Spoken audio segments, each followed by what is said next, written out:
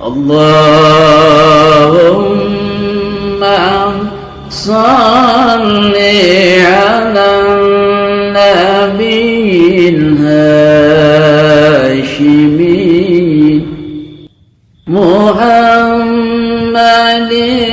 wa ala alihi wa sallim taslima.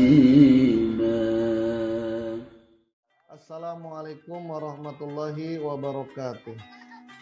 Bismillahirrahmanirrahim.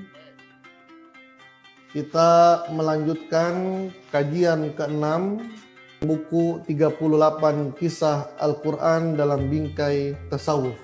Kita masih membahas kisah ketiga berkenaan dengan iblis dan kekufuran pertama di bumi. Pertemuan yang sebelumnya sudah kita bahas bahwa malaikat sujud kepada Nabi Adam. Illa iblis, kecuali Azazil. Azazil punya nama lain Haris.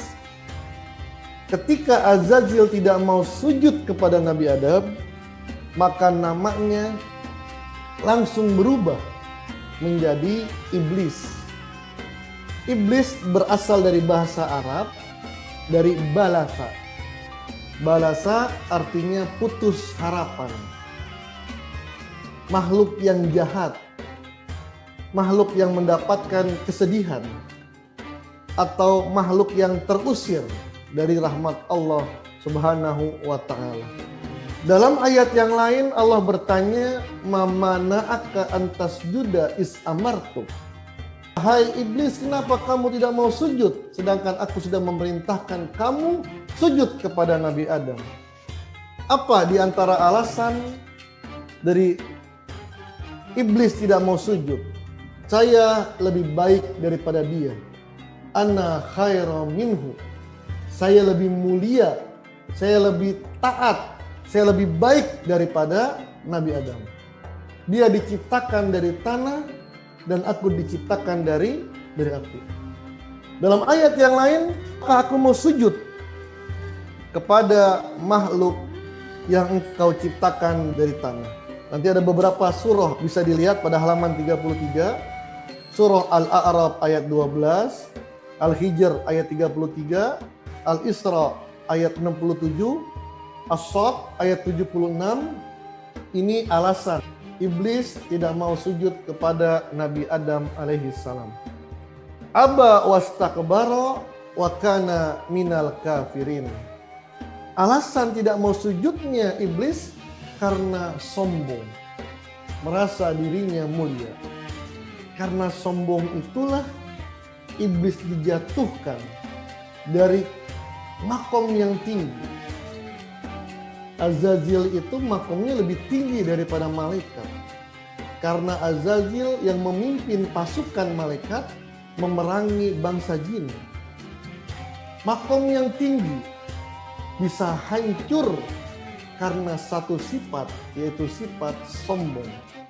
Bahkan Allah mengatakan, wa kana minal kafirin. Iblis dimasukkan dalam golongan kafir.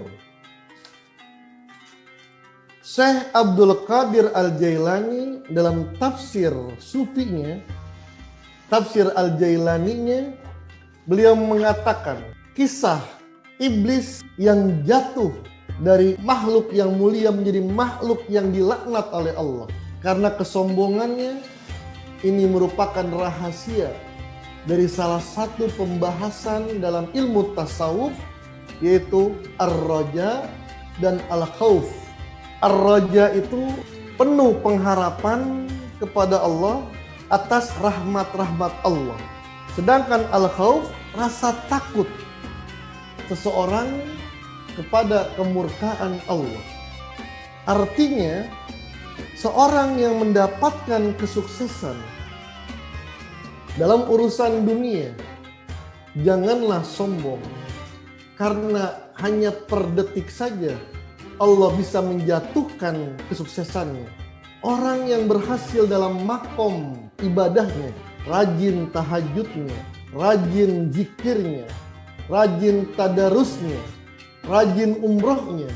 Takutlah kepada Allah dengan berubahnya keadaan. Karena per detik saja Allah bisa menjadikan dia bukan hanya tidak sholat tahajud, tapi meninggalkan sholat-sholat lainnya.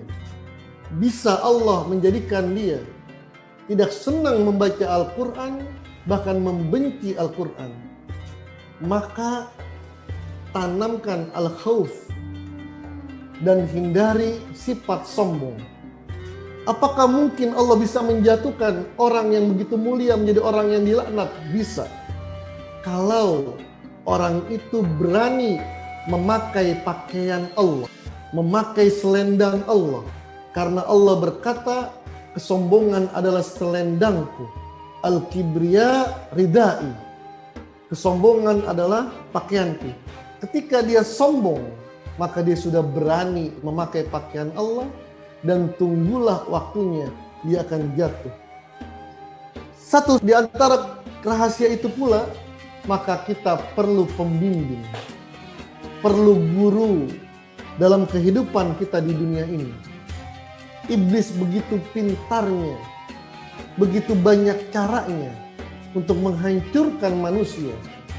Maka perlulah pembimbing.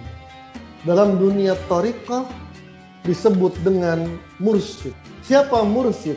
Mursyid adalah orang yang membimbing kita. Ketika kita sombong, mursyid bisa mengerem kesombongan kita. Ketika kita malas ibadah, mursyid bisa membangkitkan semangat kita.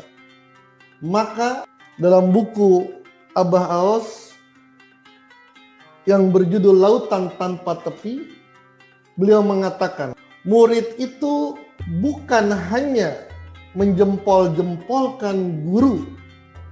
Murid itu bukan hanya membangga-banggakan guru, tapi yang dijempol-jempolkan gurunya.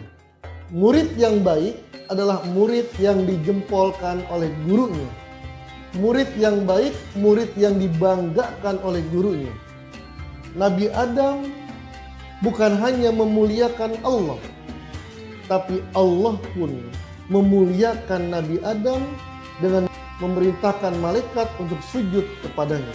Ketika Allah sudah memuliakan hambanya, maka seluruh makhluk Allah akan sujud kepadanya. Sujud dengan tanda kutip bukan berarti menyembahnya. Tapi kalau bahasa guru kami, bahasa Abah Aos itu mengatakan dunia akan pontang-panting mengejarnya. Wallahu a'lam bishawab. Assalamualaikum warahmatullahi wabarakatuh.